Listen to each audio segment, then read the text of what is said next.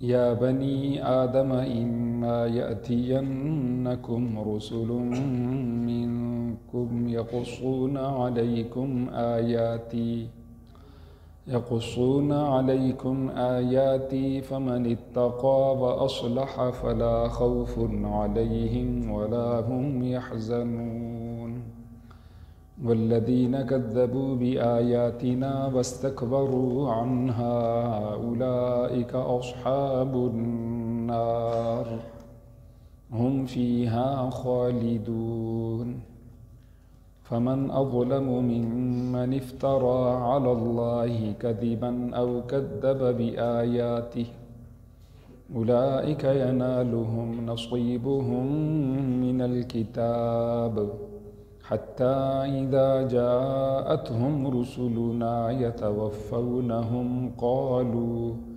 قالوا أين ما كنتم تدعون من دون الله قالوا ضلوا عنا وشهدوا على أنفسهم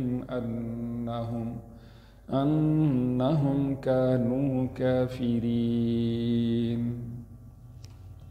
صدق اللہ العظیم۔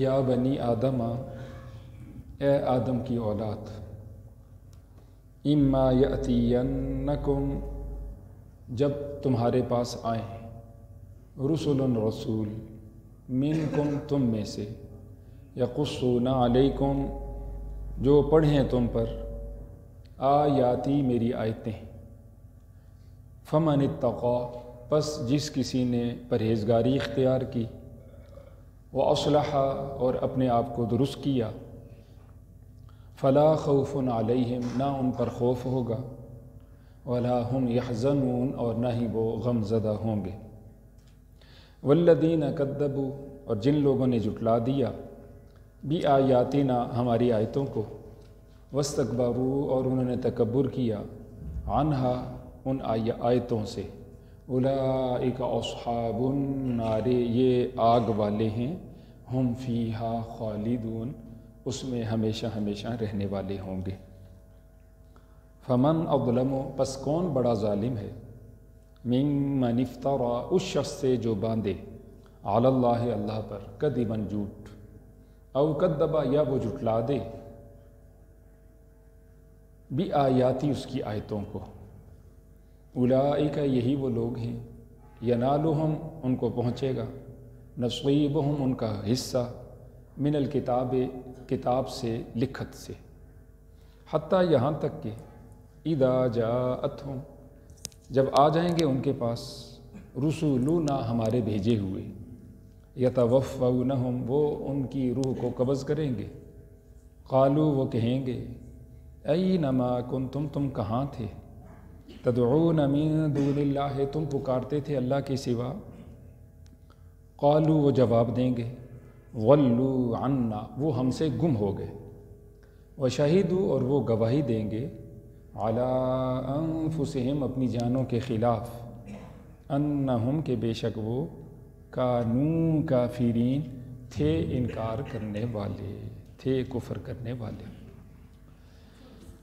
یہ آج کے درس کی 3 آیات کریمہ ہیں۔ اس سے پہلے والی آیات کریمہ میں حضرت سیدنا آدم علیہ السلام کی فضیلت کا بیان تھا، اور شیطان کی شیطنت اور اس کے ملعون اور مردود ہونے کا بیان تھا۔ سیدنا آدم علیہ السلام سے ایک قصور ہوا، لغزش ہوئی، اس کی وجہ سے ان کو جنت سے زمین پہ اتار دیا گیا، اور جب زمین پہ آ گئے تو اللہ تعالیٰ جل شانہ نے اس سے پہلے ابن آدم کو، آدم کی اولاد کو 2 طرح کے احکامات کا حکم دیا۔ پہلا حکم یہ تھا، یا بنی آدم قد انزلنا علیکم لباسا، اے بنی آدم، اے انسانوں، میں نے تمہاری زینت کے لیے لباس بنایا، یہ تمہاری شرمگاہوں کو چھپاتا ہے اور تمہارے لیے خوبصورتی کا باعث، یہ ایک حکم تھا۔ دوسرا حکم، یا بنی آدم خذوا زینتکم عند کل مسجد، اے انسانوں، ہر ایک نماز کے وقت خصوصی زینت اختیار کرو، اپنے آپ کو صاف ستھرا رکھو، کپڑوں کو صاف ستھرا رکھو، وضو کرو، غسل کی ضرورت ہے غسل کرو، کپڑے تمہارے پاکیزہ ہوں، اور اپنے پروردگار کی عبادت کرو۔ آج کے درس کی ان آیات کریمہ میں تیسرا حکم ہے، پھر حکم ہے یا بنی آدم، اے انسان، اور یہ تمام کے تمام انسانوں کو حکم ہے، اما یأتینکم، جب تمہارے پاس آ جائیں، رسول منکم، رسول تمہیں میں سے۔ یہ منکم کا جو لفظ ہے یہ قابل وضاحت ہے کہ جو رسول آئیں گے وہ فرشتوں سے نہیں آئیں گے، جنوں سے نہیں آئیں گے، منکم وہ انسانوں میں سے انسان ہوں گے۔ چنانچہ سب سے پہلے نبی حضرت سیدنا آدم علیہ السلام ہے، ساری امت کا اجماع ہے۔ نوح علیہ السلام کو آدم ثانی کہا جاتا ہے، دوسرے آدم، انہی کی اولاد سے آگے 80-82 آدمی جو بچے، اس سے ساری انسانیت چلی ہے۔ پھر جتنے انبیاء تشریف لائے سمیت حضرت محمد مصطفیٰ احمد مجتبیٰ صلی اللہ علیہ وآلہ وسلم کے سب وہ انسان تھے۔ وہ انبیاء تمہارے پاس آئیں گے، رسول تمہارے پاس آئیں گے، یقصون علیکم آیاتی، وہ پڑھیں گے تم پر میری آیتیں، میرے رسولوں نبیوں کو میرے احکامات آئیں گے، میری وحی آئی، عام انسان پر نہیں آئے گی۔ تم نبیوں کے پیچھے پیچھے رہنا، وہ تم پر پڑھیں گے میری آیتیں۔ دو طرح کے لوگ بنیں گے، پہلا کامیاب گروہ، فمن اتقا، نبیوں کی باتوں کو سن کر جس نے پرہیزگاری اختیار کی۔ دوسرا کام وہ اصلح، اور اپنے آپ کو ٹھیک کر لیا، اپنے قصوروں کو، غلطیوں کو ٹھیک کر لیا، درست کر لیا۔ تو اللہ نے وعدہ فرمایا فلا خوف علیہم ولا هم یحزنون، یہ وہ لوگ ہیں نہ ان پر خوف ہوگا نہ وہ غمزدہ ہوگا۔ جس طرح تمہارا دادا امجد حضرت سیدنا آدم علیہ السلام، اللہ نے فرمایا تھا فَكُلَا مِنْهَا رَغَدًا حَيْثُ شِئْتُمَا، جہاں سے چاہو جنت سے کھاؤ پیو، لا خوف علیکا، لا تم پر خوف ہے اور نہ تم یہاں کسی قسم کے تم غمزدہ ہوگے۔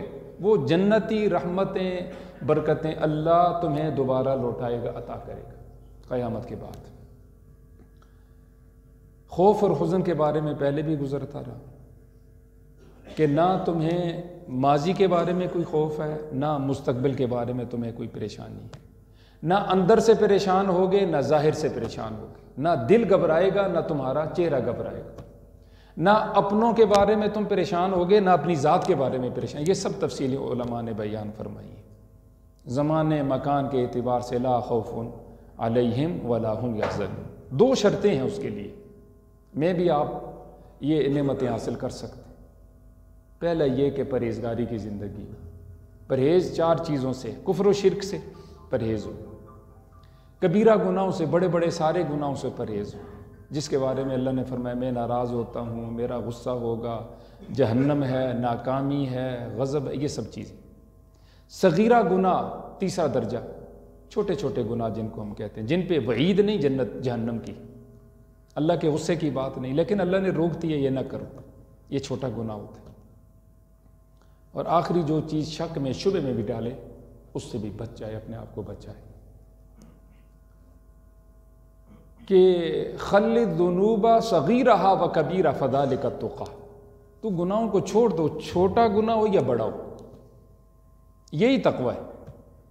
چھوٹے بڑے سانپ سے ہم بچتے ہیں، چھوٹے بڑے بچھو سے ہم بچتے ہیں، چھوٹے بڑے زہر سے ہم اپنے آپ کو بچاتے ہیں، چھوٹے بڑے بجلی کے کرنٹ سے ہم اپنے آپ کو بچاتے ہیں، چھوٹی چیز موذی ہو یا بڑی چیز موذی ہو اس سے ہم اپنے آپ کو بچاتے ہیں۔ اسی طرح ہم نے اپنے آپ کو گناہوں سے بچانا ہے، پر میں یہی تقوی ہے۔ لا تحقرن صغیرۃ ان الجبال من الحصى، کہا جی چھوٹے چھوٹے گناہوں کو بھی چھوٹا نہ سمجھنا، کیونکہ یہ بڑے بڑے پہاڑ جو تمہیں نظر آتے ہیں یہ چھوٹے چھوٹے کنکر سے مل کر بنتے ہیں۔ کہیں ایسا نہ ہو چھوٹوں کو تم جمع کرتے رہو اور پہاڑوں کی شکل میں کب تمہارے نامہ اعمال میں گناہ موجود ہو۔ نہ صغیرہ گناہ کرنا نہ کبیرہ، یہی تقوی ہے۔ چھوٹے گناہوں کو بھی تم چھوٹا نہ سمجھنا، کیونکہ چھوٹے چھوٹے بھی جمع ہو کے بڑا پہاڑ بن جائے گا تمہارے گناہوں کا۔ یہ پہلی شرط ہے، تقوی اختیار کرے، وہ اصلح، اپنے آپ کو درست کرے، دوسرے تو بعد میں درست ہوں گے، اپنے آپ کو ٹھیک کرنے کی کوشش کرے۔ تو لا خوف علیہم ولا هم یحزنون، یہ کامیاب ہے۔ دوسرا گروہ والذین کذبوا، وہ لوگ جنہوں نے جھٹلا دیا، جھوٹا کہا، بھی آیاتنا، ہماری آیتوں کو، واستکبروا، اور انہوں نے تکبر کیا، عنہا ان آیتوں سے. ہمیں ان آیتوں کی کوئی ضرورت نہیں. ہماری سوچ اچھی، ہماری باتیں اچھی، ہمارا مشن اچھا، ہمارا نظام اچھا. ہمیں نبیوں کے تعلیمات کی ضرورت نہیں، نبیوں کے مشن کی ضرورت نہیں.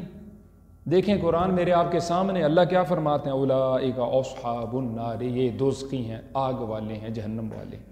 ہم فیہا خالدون، یہ کافر پکے پکے وہاں رہیں گے. مزید فرمایا ان کافروں میں سے سب سے بڑا کافر فمن اظلم، پس کون بڑا ظالم ہے، ممن افترا، اس شخص سے جو باندھے علی اللہ، اللہ پر کذبا، جھوٹ، او کذب بآیاتہ، یا اس کی آیتوں کو جھٹلاتے. اللہ پر جھوٹ، یہ نبی نہیں وہ کہ میں نبی، اللہ کی طرف باتوں کو منسوب کرے جو اس کی اپنی باتیں ہیں، یہ سب سے بڑا ظالم ہے. او کذب بآیاتہ، اس کی آیتوں کو جھٹلا دے. میں نہیں مانتا جی قرآن کو، میں نہیں مانتا نبیوں کو، الیاذ باللہ، میں نہیں مانتا جنت جہنم کو.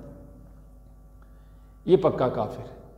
ایک جھٹلانا یہ ہے کہ مانتا تو ہے لیکن عمل سے جھٹلاتا ہے، یہ بھی برا ہے. دیکھیں نا، کسی آدمی کے بارے میں کہا جاتا ہے فلاں آدمی دائرہ اسلام میں داخل ہو گیا. دائرہ اسلام کا کیا مطلب ہوتا ہے؟ اسلام کی کچھ حدیں ہیں، اس کے نیچے زندگی گزارے گا. ہم آزاد نہیں ہیں، ہمارا وقت کچھ اللہ نے لے لیا، اس وقت میں صرف ہم وہی کریں گے جو اللہ نے فرمایا. ہماری آنکھیں اللہ کی ہیں، اس آنکھ سے وہ کچھ ہم کریں گے جو اللہ کی مرضی ہے. کان ظاہراً ہمارے نظر آ رہے ہیں، ہمارے چہرے کے ساتھ، سر کے ساتھ لگے ہوئے، لیکن حقیقتاً یہ اللہ کی امانت ہے. سوچ ہماری آزاد نہیں ہے جس کے بارے میں جو چاہے ہم سوچتے چلے جائیں. نہیں، سوچ کے لیے ایک لگام ہے، ایک دائرہ ہے. دل کے لیے ایک دائرہ ہے. دل میں یہ رکھو، یہ نہیں رکھنا، یہ صحیح ہے، یہ غلط ہے، یہ اچھا ہے، یہ برا ہے.